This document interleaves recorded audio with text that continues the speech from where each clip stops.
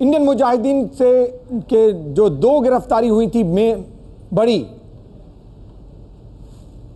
यासीन भटकल और असादुल्ला अख्तर, इन दोनों से 90 लाइव बॉम्ब मिले हैं इनके ठिकानों से। बताया जा रहा है कि इंडियन मुजाहिदीन सीरियल ब्लास्ट की साजिश रच रहा था। बेंगलोर के आतंकियों के ठिकाने से रेडी टू यूज बॉम्ब मिले हैं, 90 रेडी टू यूज बॉम्ब मिले हैं। और बताया जा रहा है कि भटकल और उसके साथ जो गिरफ्तारी हुई थी असादुल्ला अख्तर की, इनके ठिकानों से 90 बम मिले हैं। एबीपी न्यूज संवाददाता राजन सिंह जुड़ रहे हैं। राजन, बड़ी खबर है क्योंकि 90 लाइव बम अपने आप में खासा नुकसानदेह हो सकता था।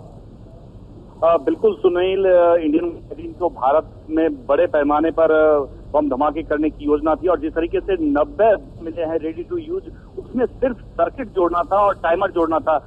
टाइमर और रॉ मटेरियल भी बरामद किए गए हैं, लेकिन 90 ऐसे बम थे जिसमें अमोनियम नाइट्रेट के साथ साथ जो उसमें शार्पनर्स थे और बम को बना के तैयार रखा गया था। सिर्फ उसमें टाइमर के साथ सर्किट जोड़ा जाता और बम को प्लांट कर दिया जाता। तो ये बरामद हुए हैं। मैंगलोर में जफीर हाइट्स अपार्टमेंट है जिसमें यासीन भटकल रहा करता था, तो वहां से बरामद हुआ। और उसके बाद हैदराबाद में जो वकास और तहसीन अख्तर के हाइड आउट से, जो कि यासीन भटकल सहयोगी है, तो उनके ठिकाने से भी बरामद हुआ है। और असादुल्ला अख्तर उर्फ हड्डी को एनआईए की टीम लगातार इन तमाम जगहों पर घुमा रही थी और उसके बाद उसकी निशानदेही पर ये बरामदगी हुई है। तो साफ तौर पर जिस तरीके से बरामदगी हुई है उससे ये साफ है कि बड़े पैमाने पर धमाके करने की योजना थी, लेकिन उस योजना को नाकाम कर दिया गया। और जब यासीन भटकल की गिरफ्तारी हुई थी तो उस वक्त पाकिस्तानी बॉम्ब एक्सपर्ट वकास और तहसीन अख्तर, जो कि बिहार के समस्तीपुर का रहने वाला है, दोनों हैदराबाद में थे।